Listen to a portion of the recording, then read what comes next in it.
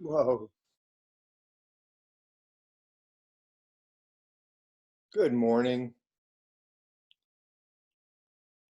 Morning. What a nice intimate group we have together here. Ta-da. Oh, who's in the dark? That's Sam? Me. I haven't opened the windows yet. You're in the basement? I have my blinds closed. All right. So we do a little roll call here. Tana. Hello. Hello, hello. You know your name is a palindrome, right? I'm a little jealous about that. I do. I get told that more often than you would think. Yeah. We got some Owen here. Owen. Sam. Ruth Ann. That's it. Well, that's not very encouraging, is it? I'm missing like 6 people that have never showed up or anything. Is that crazy? Did Everybody good? they interact at all? No. I've been trying to reach them. Nothing. Radio silence.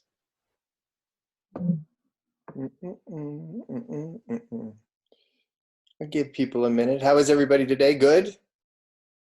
Yeah? Yeah. Pretty good. Is anybody doing anything for Memorial Day weekend? Yeah, I'm going to out on the river with my family in Nashville. Okay. What river is that? The Um, I, mighty Harpeth? I think we'll go to the Harpeth, but I'm from Muscle Shoals, Alabama, so we'll probably go down there as well for a day out Nice. on the Tennessee. Yeah. Do you know the Secret Sisters? hmm You Yeah. do? They're from there. Yeah, I was actually in class. Yeah, I know. There's lots of cool musical history there, but I was in class with them when they signed their deal with T-Bone Burnett, um, whenever they started out. It was Dave I Cobb. think They signed with Dave they, Cobb. I thought T-Bone did their first record. He did, but she was in my class when that happened too. Oh my gosh, we go way back, don't we, Hannah? We do. She she yelled at my class one day for not being passionate enough about music. It was hysterical. Um, she went to a blind audition that was advertised in the back of the Nashville Scene, saying, "Hey, come to my hotel room and audition." And she said, "Should I do this?" I said, "I wouldn't do that." And she did it, and she sang for the dude, and the dude said, "You're really good." She said, "My sister sings too. We're from Muscle Shoals. We're all about the music." And he said, "Bring your sister up too." So he brought his sister up, and then he flew them to New York and got them signed. That was when Dave Cobb had nothing going and was just starting out. Now he's done Chris Stapleton and Sturgill Simpson and Jason Isbell and everybody. So it was pretty exciting. Yeah, that's cool. Wow. Just the 5 of us. I'm going to start because the sooner I start, the sooner we end. Isn't that the way it goes? I don't get a lot of Oh, feedback. I wish I was in a real classroom. I don't like this at all. I know it's distracting when people talk over each other, but it's also a little heartwarming to hear voices on the other side. So don't be afraid to say something, burp, do anything. Sneeze. Sneezing is good, just so I know you're alive. All right, so I guess I can start out by talking about that brief. I know you didn't know what she was doing because you'd never seen one, but I sent you one. Did anybody see the one I sent?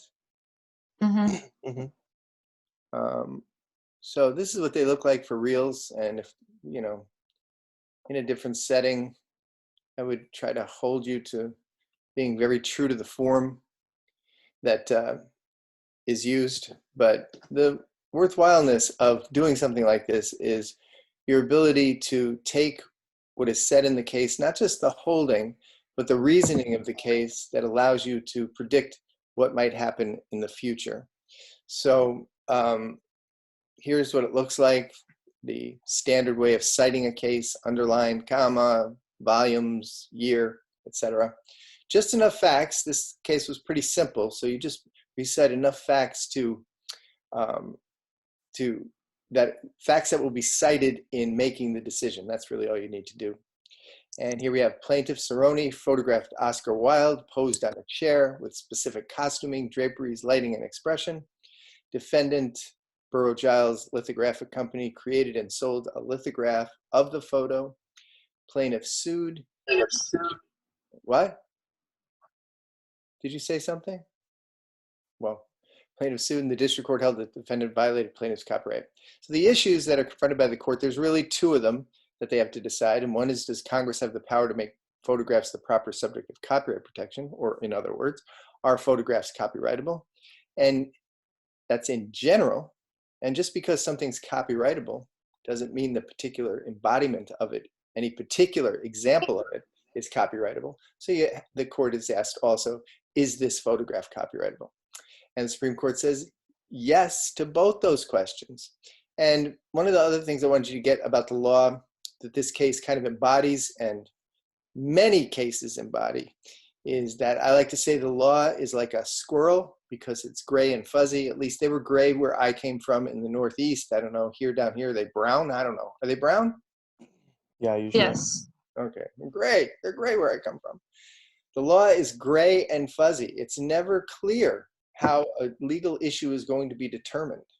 And they can come out either way all the time. And sometimes whole legal doctrines get reversed. So we had years and years where abortion was illegal.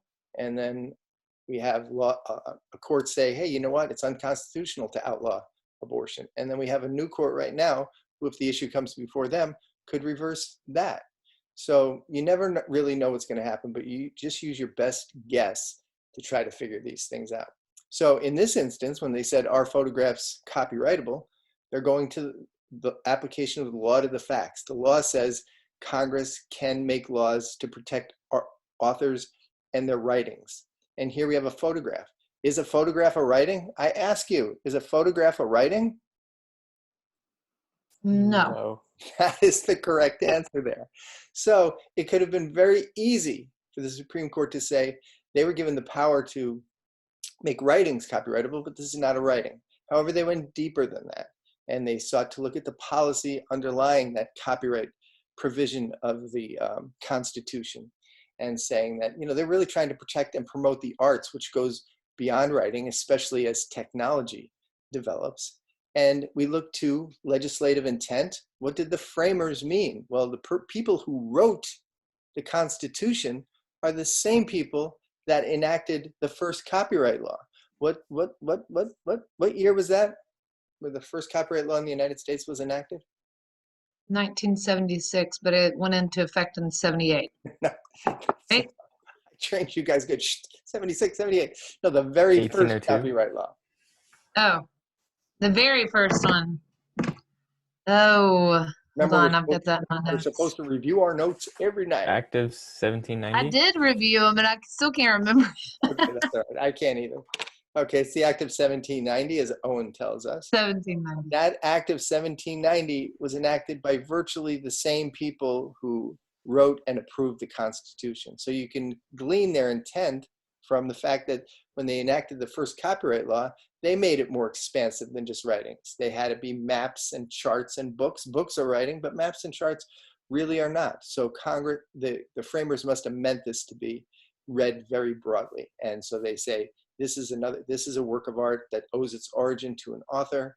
So it is proper subject matter for copyright protection. And that leads us to be able to predict in the future how expansively they will expand the categories, which they do throughout this 19th century, 20th century, and even to today, treating this issue very broadly. So that gives us some insight into that. And then the question is this particular photograph copyrightable? And as we will learn through a good part of today, the very essence of copyrightability is originality. And so who do we have here? Sam. Sam is in the light. Open the blinds. Nobody does those funny, I'm at the beach things. None of you guys do that? No? Sam, is this particular photograph copyrightable, and why? So the court deemed it copyrightable because the way that it was shot, framed, accessorized with draperies and etc., the court deemed it artistic, so it is copyrightable. There you go. So we see what the court's going to look for in copyrightability. We look for originality. They found originality in how this whole photograph was set up. It looks like my graduation photo from high school. I think I did that very pose. You guys remember your high school graduation picture? Yeah, was it Purdy? So the way he was posed, the way it was lit, the surrounding things that were in it, all that kind of stuff made that have the sufficient originality for that photograph to be copyrightable. All right, so that leads us to also being able to analyze when we get to things, particularly music. I'm going to try to concentrate on music. We'll see that a lot of cases I'm going to talk about. Oh my God, today I'm talking about the stupidest cases. But they have things that relate to how we think about music and the copyrightability of it. So, hamana. Yeah. So, if I, what if I set up I own a 7-Eleven. Are there 7-Elevens here? Do you guys know what those are? MapGo. Yeah.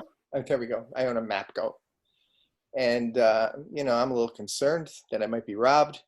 So I put a camera in the corner that takes pictures of everybody every 10 seconds of the counter. And so there's a picture of me waiting on people and whoever the customer happens to be. Every 10 seconds, click, click, click. There you go. What was that? Is that a metronome? Are those photographs copyrightable?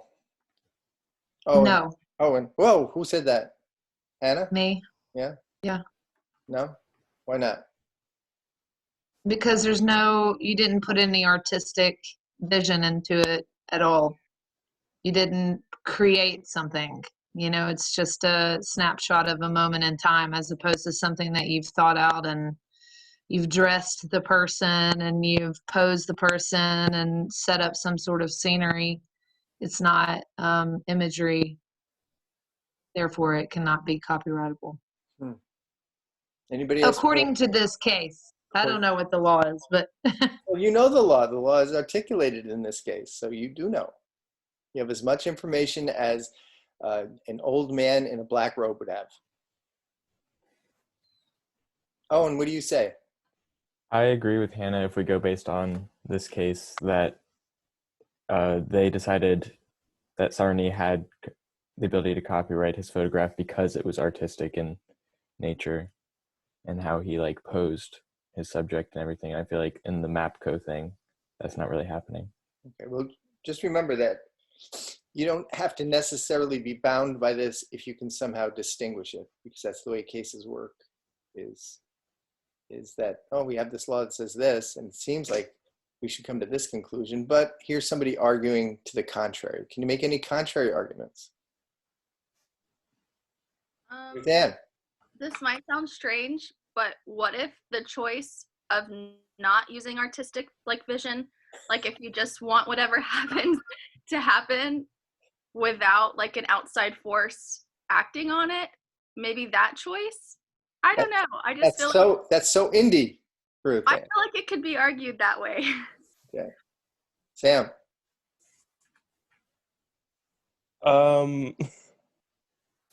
I'm kind of with Ruth Ann. Whenever you want to make art that is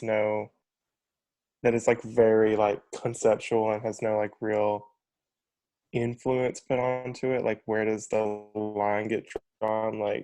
It's really I guess blurry. A blurry photograph? No, a blurry line. I know. No, it's just kidding.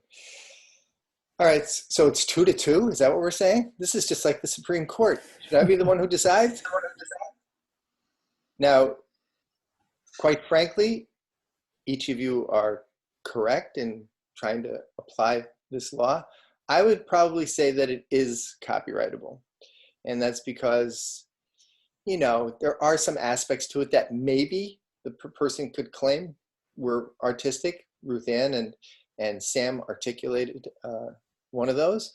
There could be, there is an angle I'm setting it up at. I do have my store lit in a certain way. I don't know. But the point is that there are some cases where the court indicates that we're really not going to look to the quality or the value of the art, but just that some art is there. There was an early case with a circus poster that was people were copying, and it's full of drawings and all sorts of stuff, and they defended themselves saying, well, this is for an ad. It doesn't have any artistic merit.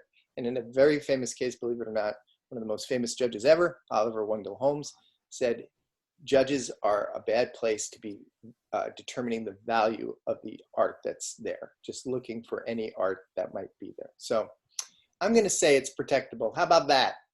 But no, we have no.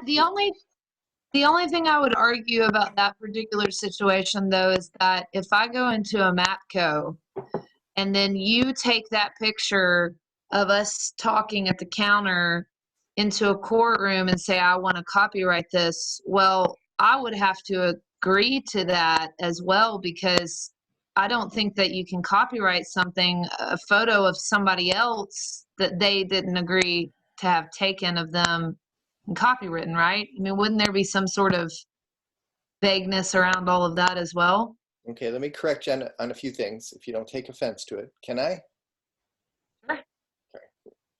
Okay. I forgot to give in my preamble when I introduce myself in any class. I remind people that I'm from New York, and sometimes I seem rude and obnoxious, but I'm really not. I'm like the nicest guy you could ever meet, but I am at the same time rude and obnoxious. So please keep that in mind. Let me know if I offend you in any way, and I'll apologize immediately.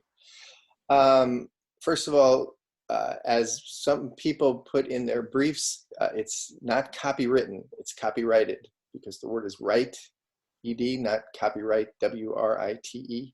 That's when you're in advertising, copywriting. So let's say copyrighted instead of copywritten. Secondly, you wouldn't go to a court to get a copyright. Here's some lessons almost immediately. You have a copyright immediately upon creation. I guess I should put that somewhere in the beginning. I don't know where the hell I have this in our lectures, but as soon as you create something, you have a copyright. As soon as you take a photograph, that photograph has a copyright to it. Now you may want to register it, and you do that through the Copyright Office, and guess what? You guys are going to do that within the next few days, pretend to register a copyright. And that will protect you in a greater way than not having a registration, but you have a valid copyright immediately upon creation, and creation is defined as fixed in a tangible medium of expression. So as soon as you have that photograph, there's a copyright. Boom, boom, boom, boom. Then finally, you are correct that there are some rights involved for the model in the photograph, whoever appears in a photograph. It doesn't affect the copyright, typically speaking, unless that person was involved in the creation of the photograph. Typically, they have no entitlement to the copyright to it. However, you would need their permission to exploit that, because you might be violating their right of publicity, which is the right to control the commercial use of your name, image, and likeness. Was that all too much for you to handle there, gang? No, that makes sense. So for instance, let's go back to the high school picture, shall we? Shall I reenact mine? I think that was it. I had long hair. It wasn't as gray as it is now. And I was looking wistfully into what I thought was going to be a very bright and productive future. So anyway, when that photographer took that picture, then I had to order some pictures from them. Do you remember ordering pictures so you can send it out to Aunt Martha so she sends you a graduation present? You remember that? In that circumstance, the photographer, this is the photographer who took your high school graduation picture. That photographer owns the copyright to your photograph. Did you know that? You can buy copies from them, but you can't do anything with that photograph without the photographer's permission. Did you all know that? When you got your picture taken, photographer owns it, whether or not you sign something that agrees to release them. So there's lots of lessons in that question, Hannah. I really appreciate you asking it. All right. So I might have a copyright to that photograph, but it may be that I can't do anything with it unless I get your permission to do so. Okay. That's all for that fabulous Oscar Wilde case. Owen, give me an Oscar Wilde quote. I can Google one. No. I'm sorry. Okay, go ahead. Google one while I figure out where we are. There is only one thing worse than being talked about, and that is not being talked about. I don't know. Be yourself. Everyone else is already taken. Ooh, that's a good one. The only way to get rid of temptation is to give into it. All right, that's enough of that. I think I have the wrong thing up. Okay. Ba-bam. Can I ask you, are you looking at the subject matter of copyright right now? Did I change that effectively? I'm still Yes. seeing the sample brief. Yeah, Oh, I still yeah, see no. sample brief. You still see sample brief? Mhm. Okay. Oh, Amare, you're here. Welcome. When did you show up? Probably a few minutes ago. Something was going on with my computer, so I have no idea what was going on with it, but I'm here now. I'm glad to have you here. Do you see anything now? Yes. Yes. Subject matter of copyright? Okay. So we are delving really deeply into all these issues. I don't want you to forget the big picture. Today's lecture, part of it, is going to be about what copyright covers, what copyright applies to. Always keeping in mind what those copyrights are. So get out of this class without being able to rattle off those 6 rights of copyright, I'll be very upset. Sam, what are the 6 rights of copyright? Look me in the eye, buddy. Reproduction, The right to reproduce or copy. Never did that wrong. derivative works, The right to create works based upon the works. That's derivative works. distribute, Right to distribute. perform, Right to publicly perform. display, Right to publicly display. and I think we said transmit was another one.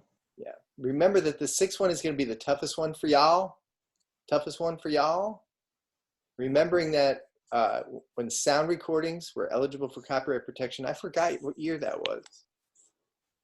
82. 1982. 78. 72. 72. It's like an auction. 1972. 1972.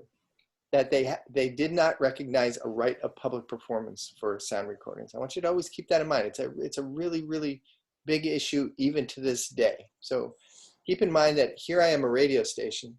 Look at me, I'm a radio station. What's your favorite radio station? Lightning 100. Lightning 100. And I'm going to play, I don't even know what they play. They play indie rock, right? They just play independent, not independent, but more underground artists, I Yeah. guess. Like you? Do they play Local you? music. They Have do played- sometimes. Yeah. Woo! All right, so we have the new single by Hannah. What's your best song, Hannah? Ugh, it's like asking my favorite child. I don't know. Oh, I have a favorite child. Are you kidding me? Parents lie when they say they don't have a favorite child. Must be joking. That's true. Hey, I do have a question for you. Where did you, I'm sure I was supposed to have that somewhere, but those 6 things that you just rattled off, where are those? I don't have those in my notes from yesterday. They're coming to you. Okay. They'll be in the next lecture. But I realized that they're in the next lecture, and so I just wanted you to remember that this is what we're talking about. I don't lead off with it because I like to talk about the history. I like to go in order of how the copyright law is structured Gotcha. in the law. So, and I thought you might remember it from copyright law. So here you go. Hannah, you ready?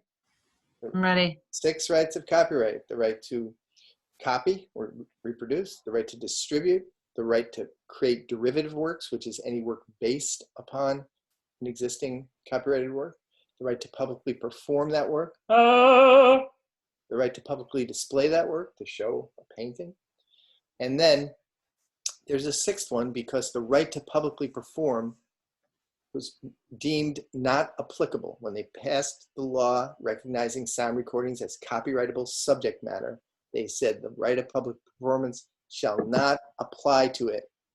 And I want you to remember what this means, is that if I'm Lightning 100 and I'm playing Hannah's new song, which is called My Favorite Child, okay? This is a sound recording she created and a song that she wrote, musical work. That radio station, Lightning 100, has to have a license to play that song, the musical work, My Favorite Child, because it is being performed. How does it go? How does that song go, Hannah? My favorite child. They have to get I don't know. a performance license. Generally speaking, they get it from the PROs. It's called a blanket license. Does that sound familiar from survey to everybody? They get a blanket license from each one of the PROs, ASCAP, BMI, CSAC, and GMR, so that they can play any song they want to. But they're paying for this, man. They pay big bucks for those licenses. Strictly speaking, the sound recording is also being performed. It's not just the song. They are playing the sound recording of that song. If the right of public performance applied to sound recordings, then each radio station would also have to get a license to perform the sound recordings from the record companies. They don't do that because there is no general right of public performance for sound recordings. Is that clear? A lot of people have trouble with this concept. I think I mentioned it yesterday. I'm mentioning it today. I'm going to mention it tomorrow. Is everybody clear on that? It helps us to distinguish the musical work from the sound recording and understand how differently they are treated under the law. And as I say, the only reason that this right was deemed or determined not to be applicable to sound recordings. Does anybody remember why I said they passed the law saying public performance right does not apply to sound recordings? Does anybody recall why that would be? No? It's a political reason. It's that when they did pass the law in 1972, recognizing sound recordings as copyrightable subject matter, the radio stations went to Congress and said, we don't want to have to pay for this, so let's not have that right apply to us. Even though the whole rest of the world virtually recognizes the public performance right for sound recordings. And actually, they're really mad at us. You go over to Germany and say, why would you be speaking with a German accent?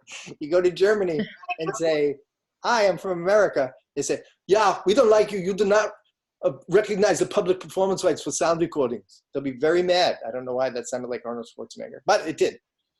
And as a result, they don't pay us over there for the public performance rights for sound recordings because we don't pay them over here. Interesting, yes? Now, when digital technology emerged, the record companies, by the way, the record companies are lobbying every year for this right to apply to sound recordings. But when digital technology emerged and the ability to digitally transmit radio stations, record companies went to Congress and said, listen, I know we're having trouble convincing you to have a public performance right for terrestrial radio stations, but this thing, Sirius, XM, webcasting, is allowing people to digitally broadcast our stuff, and people can make perfect recordings from that, and it's going to displace sales. So you got to do something for us. And so that's when they enacted the sixth right of copyright, which is very specific. It's not like the other ones, very specific. It's the right to publicly perform a sound recording through digital audio transmission. So if I'm Lightning 100, I still don't need a license to play the CD over the air, but if I have an internet version of my radio station, I'm gonna have to pay to be able to play CDs on that. Is that clear for now? If I say it every day for the next 11 days, will we have it? You think? Just nod your head, just pretend. I don't even care if you're telling the truth. All right, and we'll get to that again. I'm gonna give you an assignment for today that's gonna blow your mind, but it's gonna be challenging. It's gonna be like, I consider the law, and especially the way this class is structured, to be like intellectual aerobics. Who likes aerobics? Anybody? Zumba. It's intellectual Zumba is what it is. And it's this exercise that helps to make you stronger and healthier in the brain. All right, so we know what copyrights are for the second day in a row, and now we're going to see what kind of things are eligible for copyright protection. And copyright belongs to a somewhat unique area of the law called intellectual property, sometimes called intangible property, and sometimes that's what makes it difficult to understand, is that it's not like things that you can touch and feel and fondle. It's just a bundle of rights, as I just described. You get 6 rights with respect to something you create. There's all sorts of property out there in the legal world. One is real property, that's land and houses and stuff like that. And a whole category of personal property, some of which is tangible. You got your car. Who owns a car? Anybody own a car? Some jewelry. Me. Jewelry. The earring that I can't get out of my ear. Or my rare U2 album that a student bought for me 2 years ago at Record Store Day for $30, and it's now worth $350. How about that? So those are tangible pieces of property. And you understand when you own it, what that means, those characteristics of ownership. It's my car, don't touch it, don't get in it, don't drive it. Jewelry, don't take it, don't wear it. U2 album, don't touch it, don't play it. It's mine, leave it alone. Intangible property somehow, for some reason, is a little bit more difficult to grasp. And remembering how to separate these intangible rights from the tangible embodiment of a particular work. So I was thinking about that Wu-Tang Clan album. Do you remember that Wu-Tang album where they made one album? Do you remember that? And they sold it to that slimy pharmaceutical guy, Martin Shkreli. So he bought that album for, I don't know, like $100,000. Well, he's buying the tangible embodiment of the work. It's not the copyright to the work. Wu-Tang would still have the copyright to that work. He's just buying a particular embodiment of it. The same way when you buy a painting, it does not give you the copyright to the painting. So always remember to separate the copyright from the tangible embodiment of the copyright. There are some interesting cases where artists early in their careers go into studios and they do some recordings, they can't pay the bills, and part of the agreement with the studio is that, hey, if you don't pay your bills, I get to keep the master recording. And so in the case of, I don't know, people like, it happened with Bruce Springsteen and with Shania Twain and with a few other people, where these studio owners go, oh my God, I got these master recordings of these great artists. I'm going to put this thing out. But they can't put it out. They have ownership of the recording itself and not of the copyright to the recording. So Bruce and Shania and others could stop them from doing that. So always keep that distinction in mind. It's going to come in handy in a few circumstances. All right, so in the world of intangible property, there are several categories, and we might touch on some besides copyright. Copyright, each one of them protects different things. There might be some overlap somehow, but generally speaking, they are separate areas of the law and they protect different things.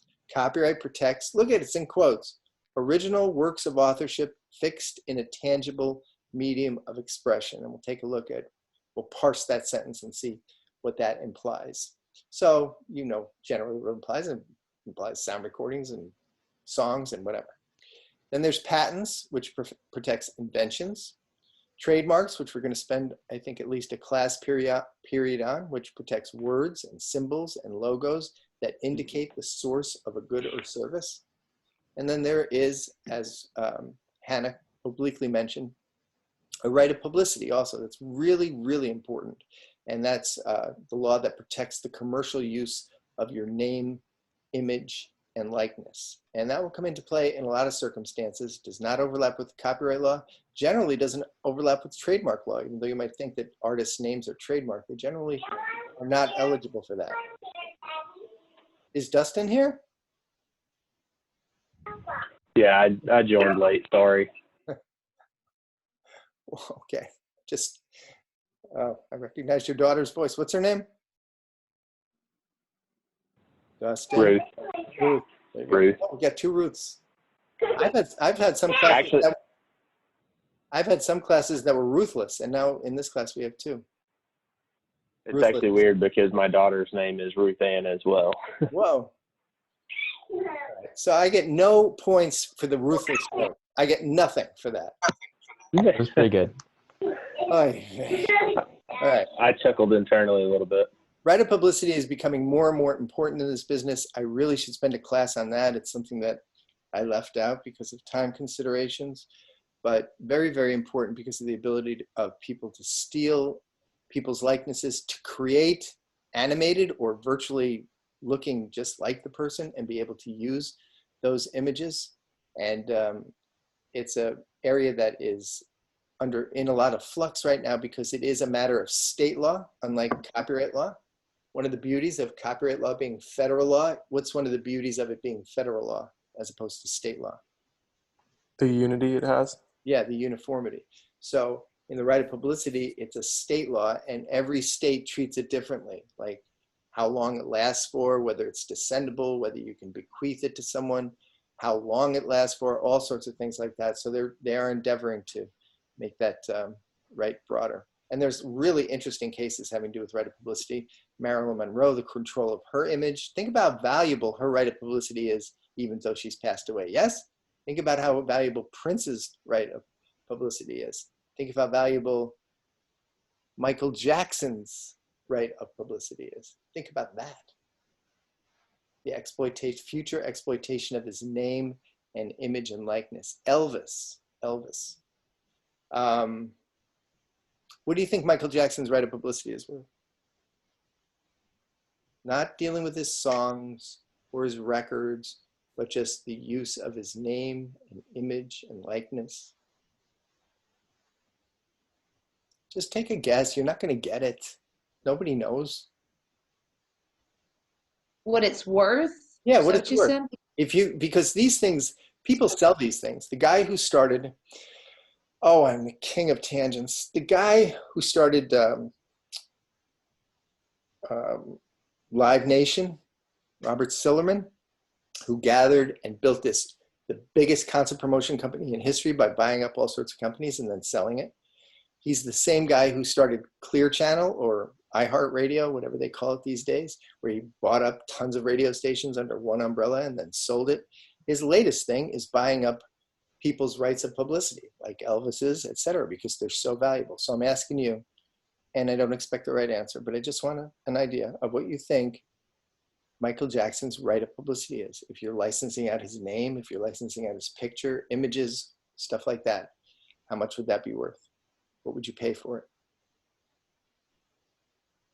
You have no idea, I right? feel like it depends on what you're doing it for. Like if Family Guy, for example, wanted to put Michael Jackson on there, I would imagine that they would have to pay quite a lot of money. But if I wanted to do a painting of Michael Jackson and sell it at an art show, I feel like that would be a different fee, right? It would, but it's all those fees together. Selling posters of Michael Jackson, selling T-shirts with Michael Jackson's picture on it, having Michael Jackson somehow a hologram of him in a Pepsi commercial.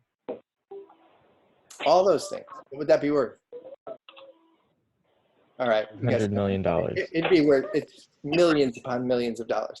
I just bring this up because when they're valuing Michael Jackson's estate, they had to ascribe a value to it in order for the taxation of the state to occur. The law firm that evaluated it said his right of publicity was worth $1,800, and the court just threw them out of the room because they were trying to evade. All right.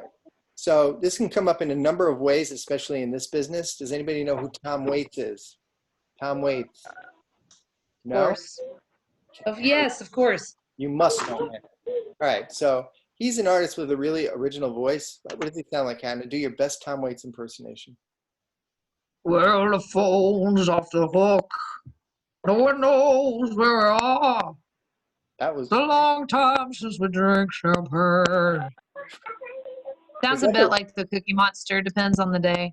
Was that you, or did you actually play the record? What was it? That was me. All right. They wanted to use him for a Fritos commercial. I'm the Frito Bandito, and I'm here to serve. And he said no. So they hired somebody to sound like him, and he sued and he won because they violated his right of publicity. Likeness can include your actual voice, the imitation of your voice. All right, there are other areas of law. So one thing I want you to remember, not just that there's this group of intangible rights here, is that even though copyright doesn't protect something, it doesn't mean that there isn't some other area of law that might provide protection. And where that exists, where we say there's no copyright here, we will note whether, well, there might be trademark rights, there might be unfair competition rights, misappropriation, right of publicity, or all sorts of other ways in which somebody might be infringing your rights other than copyright. All right, so let's parse that phrase, original work of authorship. He's going to be an opera singer, Dustin. I think you might want to mute yourself there, Dustin. Sorry, I thought I was muted. Yeah. Original works of authorship. So we have the word original. Originality is going to come up quite a bit, as it already did in that sample brief that I gave you and we just talked about. Originality, as the court says, is the sine qua non of copyright. Holy crap, how much Latin is there going to be in this class? That's just mean it's a very essential element and the whole reason for being of copyright. But what is originality? Cases are all over the place talking about how much is necessary or what exactly it is. One of the foremost cases that we'll discuss in a second having to do with a phone book. Isn't that exciting, a phone book? Is the Feist case, which defined originality as consisting of two elements. One is independent creation, that you did it yourself, you didn't get it or copy it from somewhere else. And then secondly, really just a minimal spark of creativity. It doesn't take a lot for something to have a sufficient amount of originality. However, there are some things that don't have it, and that's what's going to be the focus of our concern, particularly with respect to music. Okay, so that's original. Original works of authorship. What kinds of works of authorship are subject to copyright protection? There's a list in section 102 of the Copyright Act. It says it's not exclusive, so they can always be adding things, just the same way as happened in that Burrough-Giles case, is that it's a very expansive list, and technology and other things can make this list grow.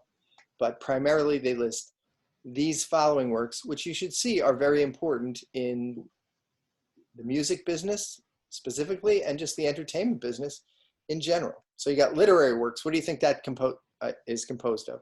Tell me a literary work. Books, novels, poems. There you go. Haikus. You think a haiku could be copyrightable? Yes. Everybody know, Sure. everybody know what a haiku is? I might assign a haiku for tomorrow. Okay, it's a poem, 3-line poem, 5 syllables, 7 syllables, and 5 syllables. Okay, so for tomorrow, I want you to write a haiku about copyright law. All right, that's a genuine assignment. You got that? Everybody here? Thumbs up. All right, musical works, including lyrics. What the hell are those? Tell Ruth Ann too to be quiet. Musical works, including lyrics. Those are compositions, okay? When you write a song, sitting at the guitar, got your pencil with you, and you're trying to figure out a song, that's a musical work. So I don't like to say song because sometimes people consider the sound recording to be song, and we know how important it is to keep that distinction. So when I talk about compositions, the things that songwriters write, the things that publishers get rights to, the thing that gives the publishing world its value, I'm going to call them musical works, even though it seems overly technical to do so. So musical works, including the lyrics, very, very important to this business, responsible for one whole income stream. Dramatic works, including music. So that would be plays and such, and musicals. And think of how valuable musicals are. Think of how the most valuable property over the last year and a half, probably in all of entertainment, has been that darn play, Hamilton. Hamilton. Has anybody seen Hamilton? Yes. Does anybody want to see Hamilton? Should I plan a class trip? It's going to be, they're going to put it on Disney Plus. They're doing a movie. Disney Plus, July 3rd, in case you want to reconvene and watch that. Pantomime and choreographic works. Geez, pantomime used to be much bigger back in my day. There were a couple of shows where the hosts were pantomime people. They did talk sometimes, but they were pantomime.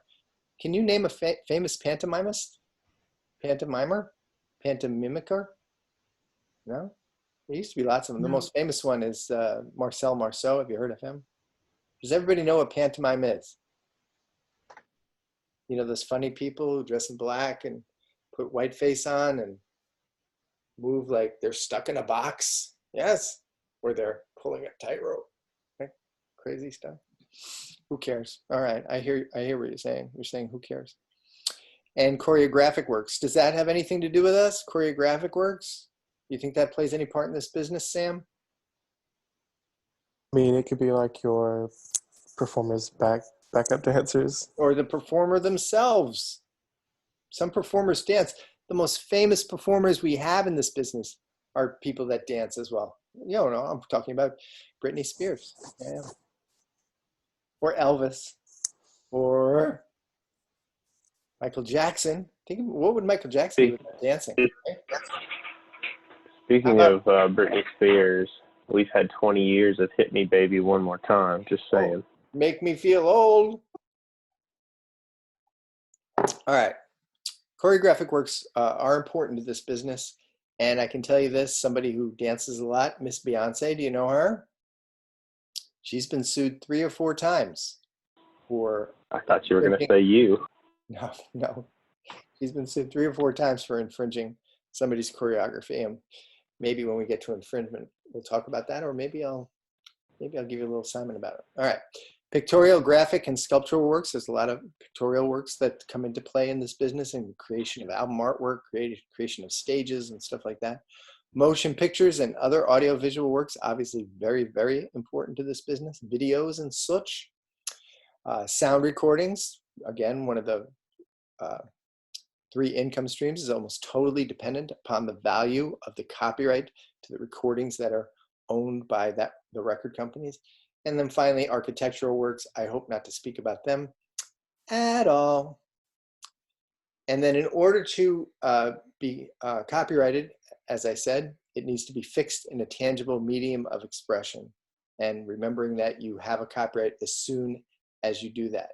If you have something that's not fixed, it could be that Hannah writes a song and she's creating it and she's just singing it. And she finally gets it down, but she never wrote it down and she never videotaped it and she never recorded it. Then it is not proper subject matter for copyright because it has not been fixed. There may be some state laws that protect it, but there is no federal copyright law unless and until that work is fixed in a tangible medium of expression, which means it's able to be perceived directly. I can hear it. She's playing it right now, I can hear it, or it's perceived with the aid of a device. Okay, that's original works of authorship fixed in a tangible medium of expression. That's what copyright protects. Are we good? Yes. All right, now as I said, just because, well, I may not have said this, just because something protects something doesn't mean all aspects of it are, or all examples of it are protectable. That was part of what that case you briefed implied, is that we can say photographs are protectable, but it doesn't mean all photographs are protectable, okay? So we can say also that some things in general are not protectable, but there may be examples of them which are. So here we go. Here's a case, I'm so glad, and you should be so glad I didn't make you read, the very, very important case of a junk mail envelope. And I was gonna do a crude drawing of it. Can you see me? Am I on everybody's screen somehow? Yeah. Just to show you how critically important all these issues are in this case. Somebody created an envelope to send out to people. You know those junk mail things you get every day, and it makes it look important. Priority message included. Open right now. Offer ends. It had like 3 different lines of text in it and some black stripes across it in order to underscore the importance of opening that darn thing right away. You've seen those, haven't you? And then somebody said, wow, this is pretty good. I'm going to use this envelope to promote my business too. And they were sued for copyright infringement because they were making copies of this darn envelope. Now, I didn't go through the whole process of drawing, but I think you can get a general idea, or maybe you can't. Do you think something like that is copyrightable? Open immediately. Yeah. Priority contents enclosed. Offer ends soon. We got some words. We got a little design of some black stripes underlining this stuff. What do you think? Is it copyrightable? Anybody? Yes. Yes. Yes. Who said that? Dustin? Yes. Why do you think that's copyrightable? Because if you look at the abstract, it is a work of art. So you're going to prevent anybody from now making an envelope that says priority message enclosed. Nobody If you're else making money off of it, then yeah. that it shouldn't enter into it. It should enter into, is this something that copyright seeks to protect? Is there a spark of creativity in saying priority message enclosed, open immediately? I mean, there's there are design aspects that go into it, from the choice of font, color, It's just whether black. you use It's the italics. just black lettering. Typical font. Anybody else? I think the threshold is too low. Like there's not enough there to copyright. Okay. Well, I probably now, upon reflection, I probably should have done a crude attempt at drawing this so you could see what it was. But it was really just 2 or 3 lines with black stripes. And the court found that even though there's only a minimal level of creativity, it was not met here. And it's important to know, not only is there a minimal level of creativity, but it's also important to know that when you give somebody a copyright on something, it gives them a monopoly on that.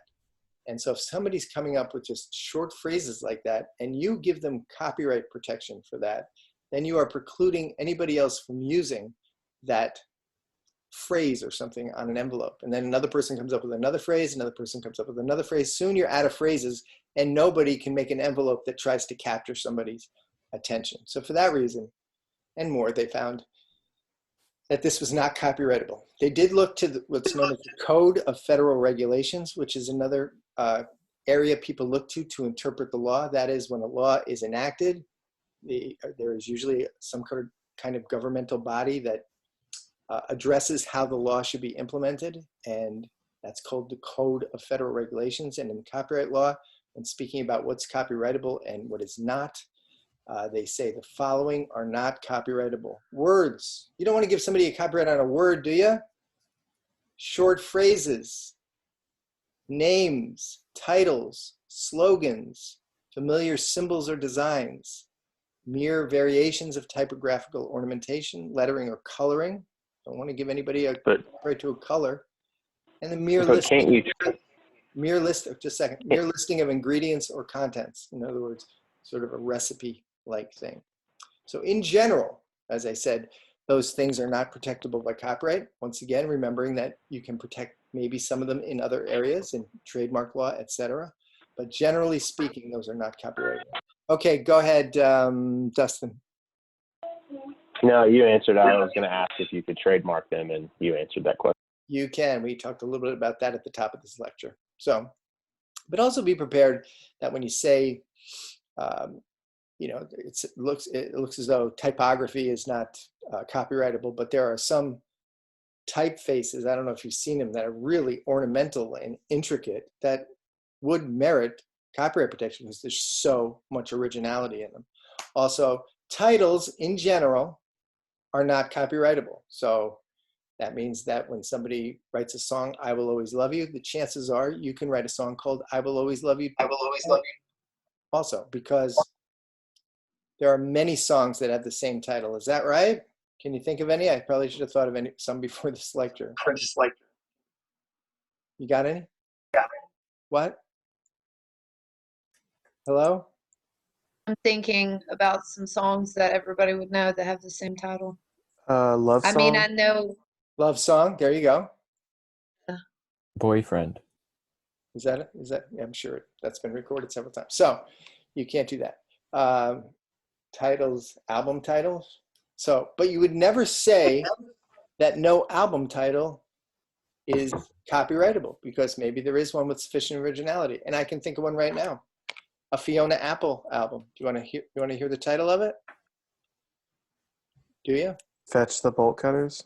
No. Did you? Anyone? The one that's like a whole poem. Did you listen to that, Sam? Oh yeah. I like Fiona Apple. So, is it the one where it's like when the pawn hits the table, he thinks like a king or whatever? It is. So here's an album title by. I'm never gonna find it. Where are you? Where did you go?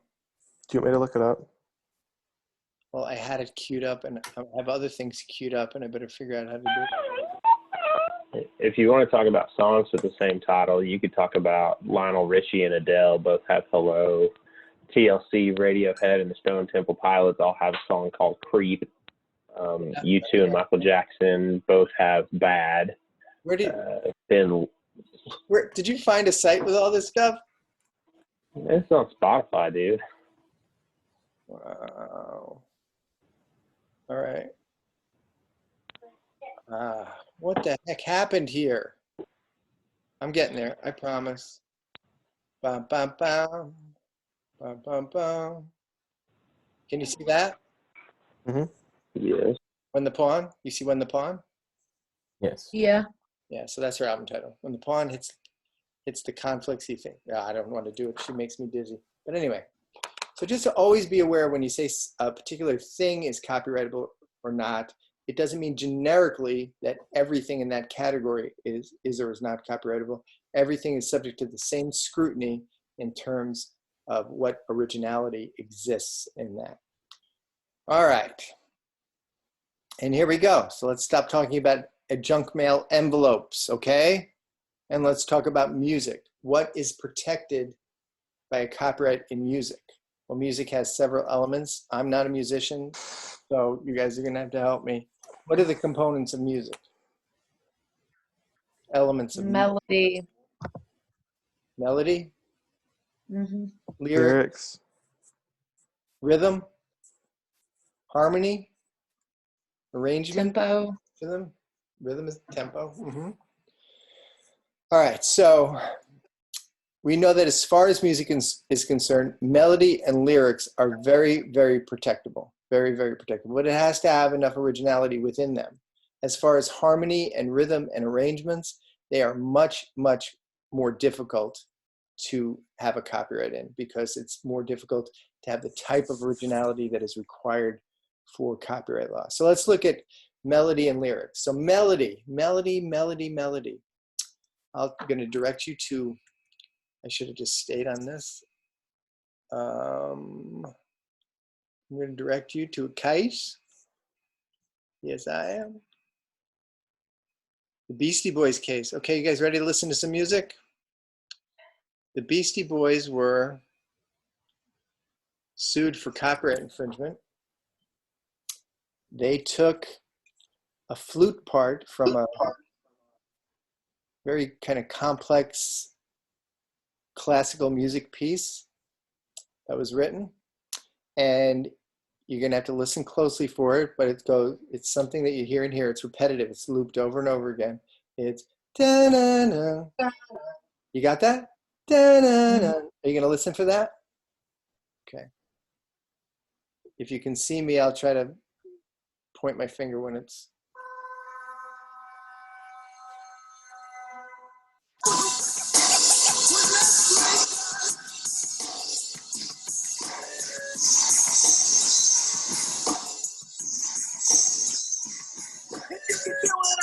And it's a musical masterpiece. You and I'm dealing with, and that's cool at least. What's running through my mind comes through in my walk. Two feelings of soul from the way that I talk. And this is me, y'all. You got that? Did you hear that? Yeah. Yeah. Anybody see the Beastie Boys documentary? No. I forgot you guys don't see things. I forgot. All right. What do you think about that? So the guy who wrote that, he said, dang, they just took that from me. They sampled the recording, and but he doesn't own the recording. So he's concerned about the composition, the musical work. They stole that, and it infringes on my copyright. What say you? No way. Who said no way? Hannah? Yeah. Why not? I mean, if I were in that courtroom, I would say no way. I probably have written that into some song somewhere as well. It's 3 notes in descending order, Yeah. you know? Yeah. I could also see them arguing for like sampling copyright though. We're not talking about the sound recording. It is a sampled composition also. So what is your point there, Sam? Oh, I was assuming that it was a sampled sound bite. So if it was an original recording, I would say probably not. No. They did sample the recording. They did. Oh, They and did they sample. didn't pay? They did sample the recording. They paid for the recording. They did not pay for the composition. Oh, well, I Oh. think they're fine then. Anybody? So they did sample this song. It's not a question of whether they took it from the song or not. They sampled the song. Gotcha. Ruth Ann, the older Ruth Ann. What do you think?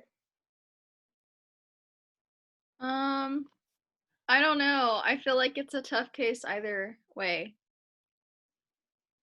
Like, I can see how he would want credit for that, I guess. But at the same time, if it's just like that short a piece, I don't know. It's gray and fuzzy, ain't it? It is very gray and fuzzy. Guess what though? You have a black robe on right now and you have to make the decision. Yes or no?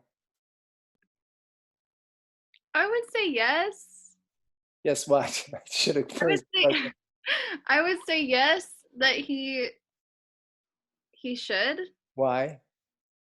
because he did put original thought and he did order it. It's not like it was just like chance. He like picked which notes he wanted and what order he wanted them in.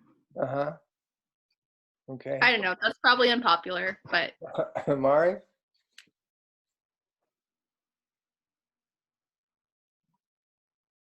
This one's hard. I mean, this is kind of tough because it is only 3 notes. Not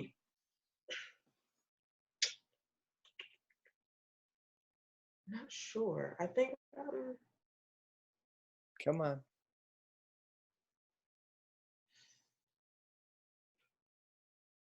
I'd probably say no. No, why not? I mean, because they did pay for that sound recording. Yes.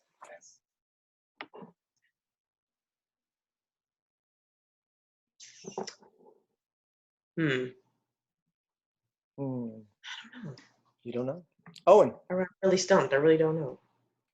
I would say it's not copyrightable because there's only so many 3-note combinations, and if they all got taken up and were copyrighted, then it'd be difficult to write. You'd never be able to write a song. Right. So what this case stands for, and they said no copyright infringement, is that it is 3 notes. And, you just couldn't possibly, first of all, it's not original enough. Secondly, there's probably 10,000 examples of previous songs that contain this 3-note progression. And thirdly, you don't want to give somebody a copyright over those 3 notes because eventually nobody would ever be able to write a song again. There you go. So that's true. What about 4 notes though? What about 5 notes? What about 6 notes? There's no, what we call in this business, no, in the legal trade, there's no bright line which says this much is original enough to be copyrighted and this much is not. There's no bright line like that. So each case is going to stand on its own. But at least we have this case which stands for the proposition that these 3 notes in this song, according to this court, were not original enough to be copyrighted. What if instead of that being a purely instrumental song, it was sampled from something that had lyrics, so that the phrase taken from the sound recording was those 3 notes, but it had a lyric to it. I love you. I love you. I love you. And just kept looping that around. Would that make a difference to anybody in here? I mean, we just talked about how lyrics are protected, so. Well, melody is protected also. So the melody, bum, bum, bum. Certainly lyrics are protected like melody is, but there has to be enough of it. So if I just have the phrase I love you, that is certainly not copyrightable. But if I have I love you in that sequence of notes, does that make it more copyrightable? Yes. Yeah, because that becomes an original thought because you've had to compose these words with that melody, with the rhythm, with those notes. Right. Still might not be enough, but it certainly would make a more compelling case. And then as you drew it out, if you have 4 notes or 5 notes alone, that might not be enough. But if you have 5 notes with particular words to them that's taken, then it starts to become more original and more eligible for copyright protection. But as I said, there's no clear answer as to when something becomes copyrightable and when it doesn't. there's an interesting opposing case concerning the Fat Boys. Ay, ay, ay. And this case wasn't decided. It was just, it passed what we call, I don't want to get into too much legalese. The judge allowed this case to move forward, meaning that he thought this might be copyrightable, but it never went to trial because they settled it. But here's a song by the Fat Boys, and I want you to pay attention to part of the song that contains what the judge called lyrics, which consist of this. I don't know what lyrics these are, but it's, that's a lyric. And then this, I'm gonna hurt myself, so just a second. I'm sorry, it's something like that. You get that? Listen for that. Here we go. Make the face come out so clear. Please. Ah, yes. KB. Ready? Yeah, ready?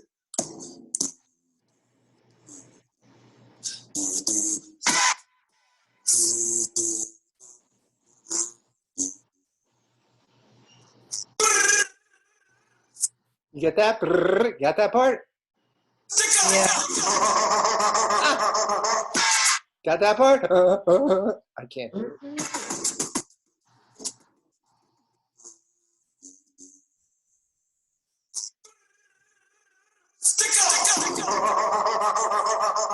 Whoa, yeah. You want to hear the rest of that song, don't you? No? Sammy, you say no? Anyway, Miller Beer wanted them to do a commercial, and they didn't want to do it because, you know, they're not sellouts. So they created one with Joe Piscopo, who was a famous Saturday Night Live performer back in the day.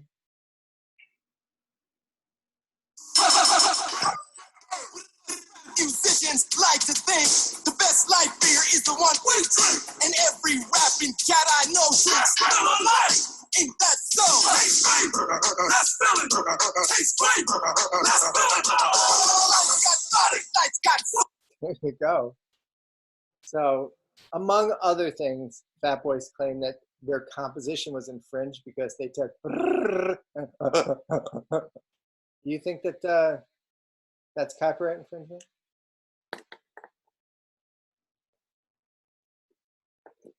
I'm gonna say yes, Who said that? Sam? Why?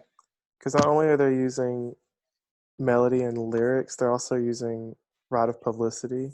Yeah, but we're talking about copyright now, and they did sue for violation of right of publicity as well. So I think they have a case here. Yeah. for right of publicity, how about for copyright infringement on the composition? I guess it's whatever the judge deemed as a lyric. It's you. You're the judge, Sam, I would say yes, though. I would say yes, this is infringement. of the underlying composition. Okay. Anybody else want to weigh in on that?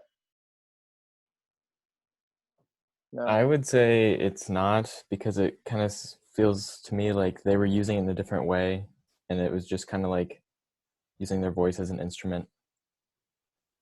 Yeah, I would go along with that. Now, the judge just ruled that this could go ahead to trial, that as a matter of law, this was, he couldn't dismiss this case, that there was a possibility that somebody could find infringement here, so we let it go forward.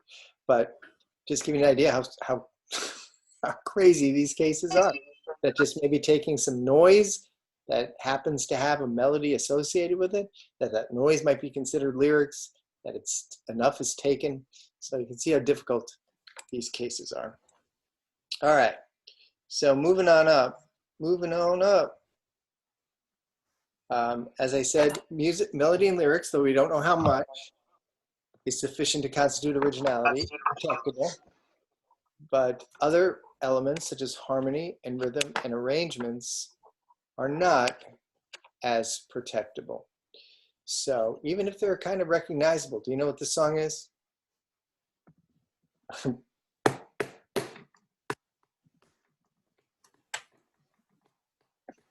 What song is that? Could you hear me banging? I don't even know. This Oh, is you cut out. okay. Bum bum. You can you hear me banging? Yeah, sort of. Well, we found a limitation to the Zoom. Anyway, The drum part to "We Will Rock You." You know how that goes. Somebody else drum. Bum, bum, bum, bum, bum, bum. Is that copyrightable? Probably not. Probably there's no just rhythm of purely just playing drums, establishing a tempo being rhythm. Now there are, I'm telling you, when I start to talk about music, you can just turn me off because I don't know anything about it. But there are notes or tones or something to different drums, and there are really famous drummers like Terry Bozzio. Does anybody know who that is? That have complete drum albums, and based on how they're playing and what drum, it has almost a melodic quality to it. So that could be possible. But generally speaking, rhythm very difficult, harmony very difficult, and arrangement very difficult for reasons that we'll talk about in just a minute.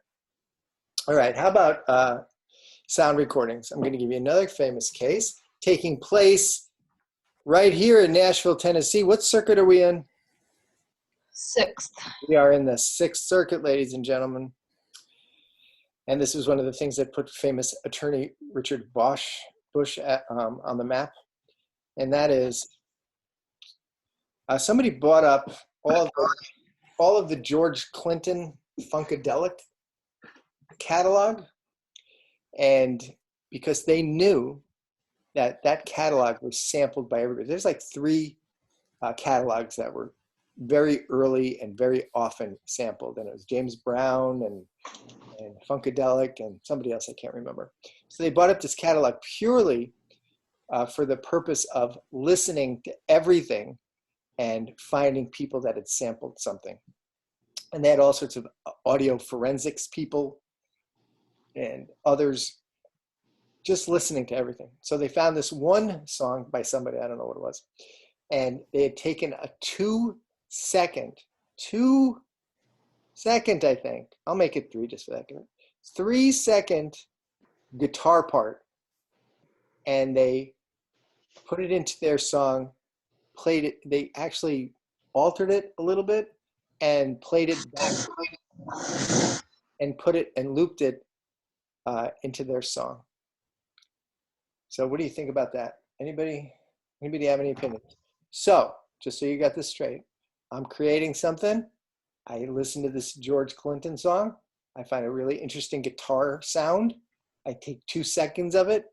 I manipulate it, slow it down, and then I play it backwards, and then I put it into this new sound recording that I'm making. 2 seconds.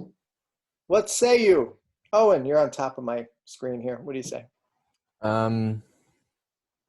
I guess that could be considered like a derivative work, and so that should be protected under copyright. But it does seem like it's changed quite a bit and probably wouldn't be recognizable to your average person. It was not recognizable to any person. It was a computer or something that figured it out. Yeah. So that to me seems like it shouldn't be protected. Okay. Hannah, you're underneath him. My initial thought is that whoever sampled that is extremely lazy because they probably could have just played it themselves and just done it backwards. But Punish them for being. no. Do what? No, go ahead. I mean, outside of that, it seems like if I did that in a song and somebody came after me about it, I would be like, this is the pettiest, most trivial thing ever. But I think probably under the law, it would have to stand because I used somebody's music without asking them, you know? Yep. Ruth Ann. Yes or no? Copyright infringement? I think that yes, they have a case for it being infringed upon. How do you distinguish it from the 3 notes in the last case that was an infringement? Well, since since that was ruling as it wasn't, I feel like the difference is that this is the sound recording and that they're using that exact thing. And it's being manipulated differently. So that makes a difference to you? I guess. I mean, Okay. I feel like It's all right. Sam? I'm with Owen. I think it's a derivative work, and they sampled it without going through the proper means of getting a, you know, a right to do it. So I think it is infringement. But how do you distinguish it from the case we just looked at where somebody was found not guilty of infringement for 3 seconds of a composition? Why is 2 seconds of a sound recording different? Because they paid for it. They paid for the right to that song for the Beastie Boys. But they didn't pay for the composition. Yeah, but somehow that makes it different to me that you're But- you're at least letting them know that you're using their song. You know? Yeah, but if 3 seconds of a composition is not original enough to protect it, why is 2 seconds of a sound recording enough to protect it?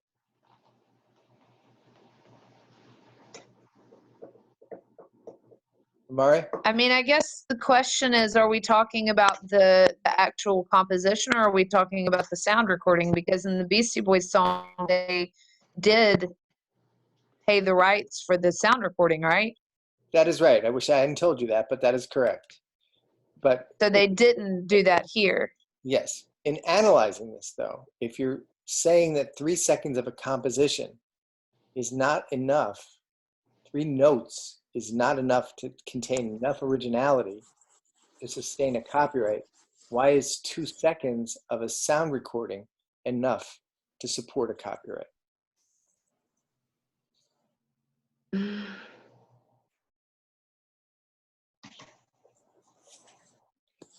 Interesting, yes? Well, Yeah. it's, Very.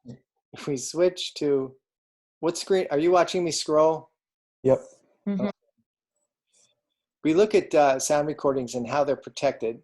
They are protected. They are treated differently, as I've already indicated a number of times under the copyright law. Section 114 of the Copyright Act of 1976 describes how sound recordings are going to be treated. The exclusive owner of a copyright in a sound recording are limited to the rights specified by 1, 2, 3, and 6. That's leaving out the general right of public performance and public display, and do not include any right of performance under 106.4. Okay, we know that already, don't we? Say yes, all together. Yes. Okay, Yes. all right, now listen to this. The exclusive right of the owner of a copyright in a sound recording under Clause 1 of Section 106 is limited to the right to duplicate the sound recording in the form of phonorecords or copies that directly or indirectly recapture the actual sounds fixed in the recording.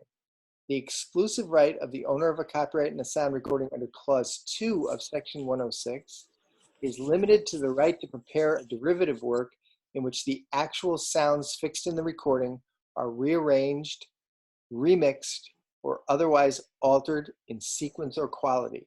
The exclusive rights of the owner in a copyright in a sound recording under 1 and 2 of Section 106 do not extend to the making or duplication of another sound recording that consists entirely of an independent fixation of sounds, even though such sounds imitate or simulate those in the copyrighted sound recording. That's a lot of words, ain't it? But what it's saying here is that we're going to treat sound recordings differently, and that what we're looking at when we have a sound recording is the originality of a sound recording is the actual capture of specific sounds. So we're going to protect that capture no matter how it's used or how much it's used, because its originality is that person that captured it in the moment. It is original, even if it's 1 second or 2 seconds. And even if you play it backwards, those sounds that were captured are what is original to that sound recording. And that is why the case, in this case, came out differently than the Beastie Boys, saying that using only 2 seconds, even though it's spliced and played backwards, you're using that actual fixation of sounds, which is all that the sound recording copyright protects. Okay? You got that? Hannah, you look confused. No, I don't have that because I thought that they sampled it in the Beastie Boys song too. Wasn't that the actual recording? Yes, but the Beastie Boys case was about the composition. Oh, So they gotcha. remember they did pay for the sound recording. They did. Right, gotcha. Okay. In other words, in analyzing sampling, if any of you are samplers, or if somebody samples your work without getting your permission. Please note that the analysis of whether there's been infringement or not is going to be different for the sound recording than it is for the underlying musical work. If the sound recording is sampled, according to this case, and there's another case that kind of comes out differently, but according to this case, if they used your sound recording, any amount of your sound recording is copyright infringement if they're using your actual recording. If they're using your musical work, you have to look at what did they take, and the part that they took, is that independently copyrightable? Is there enough originality in what they took to make it copyrightable and therefore infringed? So those are two different ways of looking at whether infringement has occurred based on whether it's the sound recording or the musical work. You got that? Anybody? Everybody? I'm going to ask you about it. So try to go over this at some other time. Please also note something I'm going to tell you in just a minute is that if you try to recreate that original sound recording, that is, you don't use that sound recording, but this guy was not lazy and heard this guitar part and he tried to recreate it so that it sounded exactly like that sound recording, exactly like that original sound recording, that would not be infringement because he's not using any part of the original fixation of sounds, right? We'll revisit that in a minute. Is this stuff too heavy for you guys this early in the morning? Yes. Is it already 11:21? Mm-hmm. Yes. Boy, I'm having so much more fun than you guys. I'm not kidding you. I'm going to go through the rest of this quickly so I can get to the next outline for the afternoon session. Okay, so that's the Bridgeport music case where all sorts of people were sued for using all sorts of snippets of George Clinton, and they won all them damn cases. Let me sum this one up by just saying copyright protects the expression of an ideas, fixed and tangible mediums of expression. It does not protect ideas. Does not protect ideas. So if we're looking at subject matter of copyright, what does copyright protect? What do they not protect? They do not protect ideas. And you know there are only so many ideas in the world. So that's another reason why you don't want to give people copyrights to those sort of things. So that, I don't know, there's some literary scholars who say there's really only 7 plots of every book that you can ever have. There's only 7 plots that exist. You can't protect that. I remember there was a famous case when Jurassic Park came out. Remember Jurassic Park? Do you? And some guy had written a children's book about somebody opening an amusement park with dinosaurs in it, and he sued Jurassic Park for ripping off his idea. But the idea of an amusement park with dinosaurs is not protectable. Now, the expression of how you do that, the plot lines, the characters that are in it, as long as they're developed properly, those things might be copyrightable. But just the idea of that is not. Just like this idea of a superhero and all those kinds of things are not copyrightable. Do you remember Stranger Things? When's the next Stranger Things coming out? I know I'll get somebody here. Who watched Stranger Things? Anybody? Yeah. Okay. Well, they were sued because they went to lunch with some dude who said, I got this idea about some Stranger Things happening. And he told them about just some basic ideas about what he thought a cool story would be. And they went ahead and made it without him and left him out. And he sued them for copyright infringement. They said, no, there's no copyright in this idea you have for this supernatural thing happening in this small town. If you do want to protect an idea, you can do it through contract. That is, before you go and talk to somebody about something, you say you have to sign this thing that if you use this idea, you're going to pay me. But getting people to sign that contract can be a very difficult thing. Oh my God. Compilations. I don't think I want to do this either. In addition to those works that were listed, there are 2 other works that are mentioned in the copyright law as being protectable, and that is derivative works, obviously, and compilations. So I have that statute here in your outline somewhere. There it is. The subject matter, can you read that? Are you guys with me on the same page? Mm-hmm. Okay. The subject matter of copyright as specified by section 102 includes compilations and derivative works. But protection for a work employing pre-existing material in which copyright subsists does not extend to any part of the work in which such material has been used unlawfully. The copyright in a compilation or derivative work extends only to the material contributed by the author of such work as distinguished from the pre-existing material employed in the work, and does not imply any exclusive right in the pre-existing material. So we have compilations where people take various works and put them together, pre-existing works, and put them together. You can sometimes get a copyright in that compilation, depending upon the originality that you put into it. But you will never get copyright protection for the stuff you put in, because that was pre-existing. The same thing is true of a derivative work. That if you take a work that's existing and you make a work based on it, I make a movie of Romeo and Juliet, then I can have a copyright in that movie, Romeo and Juliet, but it's not going to extend to the story and dialogue of Romeo and Juliet, which is in the public domain. It's only going to be the things that I've added to it, giving it visual representation and the directing that went into it. And just so you're clear as to what a compilation or derivative work is, a compilation is a work formed by the collection, assembling, and pre-existing materials or of data that are selected, coordinated, or arranged in such a way that the resulting work as a whole constitutes an original work of authorship. A derivative work, which is very important for our business, as you'll be able to see right here, is a work based upon one or more pre-existing works, such as a translation, musical arrangement, dramatization, fictionalization, motion picture version, sound recording, art reproduction, abridgment, condensation, or any other form in which a work may be recast, transformed, or adapted, okay? And you can see several things that apply to this business of musical arrangement. Songs are translated all the time.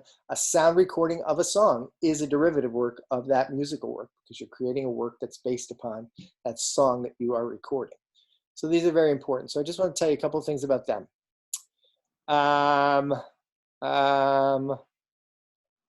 Oh, do I need to do the phone book case?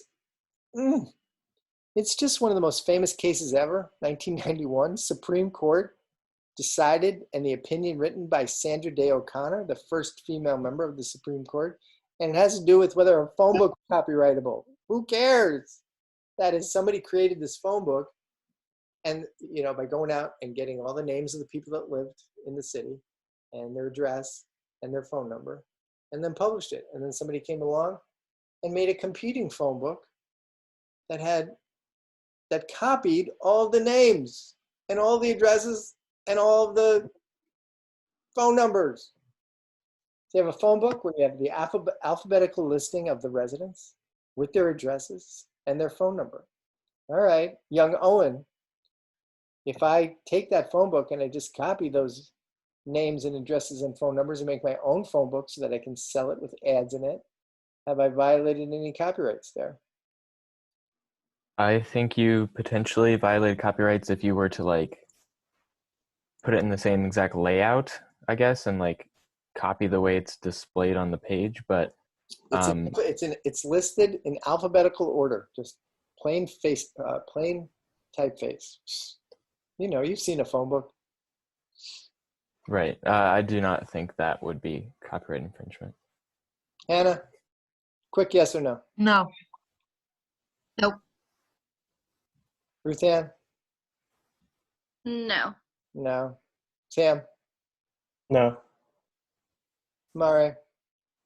Not at all. It's unanimous. That doesn't always mean you're right, by the way, but it does here. All right. First of all, the information that's collected are facts. Facts themselves are not copyrightable, of course, right? You don't want to give somebody a copyright on facts. Is that correct? Yes. Right. However, there was a doctrine for years and years and years that, if you just go on feelings here, somebody spent all the time hunting down every single person and getting their address and getting their phone number. It took hours upon hours, days, months doing that. And then you got somebody coming along and just taking it from them. It just doesn't seem right, does it? It doesn't seem fair. And there was actually a bunch of cases previous to this where copyright rewarded sweat of the brow. Instead of looking at the originality, is there originality in these facts? No. they looked at, boy, somebody spent a lot of time doing this. Somebody just ripped them off. Let's give them a copyright. Let's find the other party guilty of infringement. Well, this case finally rejected that sweat of the brow case, which is why I call it humorously the antiperspirant case. Let's hear it from me again. Reject sweat of the brow, antiperspirant. It's not funny at all. All right. However, compilations can be copyrightable, as we know. They are compiling these pre-existing materials. What the court said is that for a compilation of facts or a compilation of anything to be copyrightable, there has to be originality in the selection, coordination, and arrangement of the component parts. And the selection was everybody in the town, the coordination and arrangement, everybody in the town, their address and their phone number, and the coordination and arrangement of it was alphabetical order. Is there any originality in that selection, coordination, or arrangement? The answer is no, and therefore it was not copyrightable. All right. But just like Owen said, that doesn't mean all phone books are not copyrightable, because you can have a phone book that lays it out funny. You can have a phone book with a picture of a river on the cover. You can have all sorts of things within a phone book that do make it copyrightable, but just the mere listing of everybody in the town alphabetically does not. All right. Derivative works. Did we just read that stuff? Derivative works is really important because of how many derivative works there are involved in this industry. There's a famous case out there. Yeah, I'm not going to go into it. These never have anything to do with music, but they give us insight as to how music should be examined. This was an Uncle Sam piggy bank that somebody had created and that was in the public domain, and then somebody else copied it but altered it so that they can mass manufacture it in plastic rather than the metal that the original was in. Then somebody came along and copied it and said, you know, we could do this because you just copied something that was in the public domain. And the people that were alleging infringement said, well, it's not an exact copy. I had to move the umbrella in. I had to do all the changes to make it suitable for mass production. And the court said, this is the bottom line we want to get to. When you're dealing with derivative works, there needs to be a substantial variation from the original in order to support a copyright. It won't just be a spark of creativity or something trivial like might support a copyright independently. When you're dealing with a derivative work, there has to be substantial variation or greater degree of originality. And the reason for this is that if somebody takes a pre-existing work and creates a derivative work based upon it, the way they're changing it may be one of just a number of ways in which something can be changed. And so if you give them a copyright on their derivative work, you may essentially be giving them a copyright that is too broad. And as far as music is concerned, this is what makes arrangements and musical parts very difficult to sustain a copyright, even though they do have some measure of originality to it. And I give the example of if I did a polka version of Stairway to Heaven. Can anybody imagine what that sounds like? A polka version of Stairway to Heaven? That I don't know either. If I were able to get a copyright on that, let's say Stairway to Heaven is in the public domain. If I got a copyright in that arrangement, I could probably preclude anybody else from doing a polka version, because anybody, even without hearing mine, if they tried to adapt and arrange a polka version of Stairway to Heaven, it would be likely to sound like mine. So in other words, it'd be giving me a copyright in any polka arrangement, virtually, of Stairway to Heaven. Is that clear? I guess the bottom line I want you to get from this is when you're dealing with derivative works, there's probably a greater degree of originality that's necessary to sustain a copyright because of the problems that I articulated. Is that clear? Sort of? All right, I'm not doing pictorial, graphic, and sculptural works. Thank me. Otherwise, we'd Thank you. Yeah, thank you. We'd be discussing whether a belt buckle or a mannequin was copyrightable. Characters may be copyrightable if they constitute the story being told. The more developed a character is, the more likely a court will recognize that that character has some something copyrightable to it. So something like James Bond. The famous case is there's a James Bond case. There's a Rocky case. You think Rocky's well-developed character? Adrian. Do you? Adrian. No? The more a character is developed, the greater the probability is that they can be protected. If it's just a stock character, a stereotypical character that just is used as a vehicle to move a story along, the less likely they are to be protected. Is there a bright line, do you think, between what a developed character is and what just a stock character is? Is there a bright line in this business? Never. Where, if it goes over, it is, it doesn't, it isn't. No, but that's the test that courts use. And obviously visual characters are more protectable than purely literary characters because they have more to them that might be developed and original, etc. Just to complete all this, governmental works. When the government creates a work, a pamphlet, a booklet, takes pictures, whatever they do, when governments create copyrightable works, they are not protected by copyright. They are free to the public to use. A government can own a copyright, however, if it's given or bequeathed to them. So if I wrote a book and then I died and I bequeathed it to the state of Tennessee so that they can make some money off of it, they can own the copyright to that, but nothing that is government created supports a copyright. How about obscene works? What do you think from what we've learned so far? Let's say we have a pornographic movie. A pornographic movie. Is that eligible for copyright protection? What do you think? I don't know. I have no idea. I mean, that's a very vague line of what is creativity and what's not, I guess. Exactly. But I guess you are setting the scene, and lighting and. Yes, there's a lot of scene setting and lighting in there. You aren't picking out the clothes, I don't guess, but. Well, there's definitely enough originality. I've got to say that, right? I mean, if a camera set up in the corner of MAPCO has enough originality in it, and we do know that a court said in that circus case they're not going to judge the artistic merit or value of the work, that this does qualify. I should tell you, though, it could be just as easy that a court had originally said, hey, you know what, when it's obscene, there's no copyright because we're not going to give any legal protection to something that we don't think merits legal protection. And there are areas of the law where the court does say it's a matter of public policy. We're not going to encourage this kind of behavior. So it could have been that that's the way the court came out, but they didn't. They said that it is protectable because judges should not be the determiners of the value of a copyrighted work. Computer programs, what do you think? Do they fit into any of our categories as copyrightable works? Computer programs. Do they fall within literature because they're written? They do. We got geniuses in this class. They are protected under literary works. Exactly true. All right, so there's our subject matter of copyright. Be sure to review that stuff. And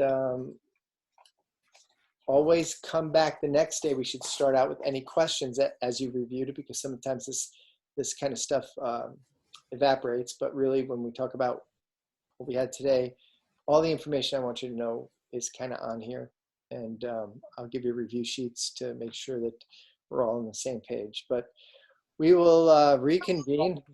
We will reconvene this very small group we have. 11:38. Jeez. We're just going to do an hour, okay? An hour this afternoon at 2. So it's going to be chock full of stuff. We're going to enter into those 6 exclusive rights already. There we go. Any questions on anything so far today? Do we need to do any homework or outside work for you on any of this? Not before 2 o'clock. Maybe by 2 o'clock, I will come up with an exercise that won't take you very long, okay? For tomorrow. Sound good? Because I think you guys listening to me ramble on for 3 hours a day, I just can't imagine inflicting greater punishment than that on somebody. But things need to be done, or there's an exercise I've developed to reinforce this knowledge. I will plug those things in. Okay. All right. Go rest your brains for 2 o'clock. Okay. See ya. Bye. Thank you. Bye. Thank you. Thank you. Thank you.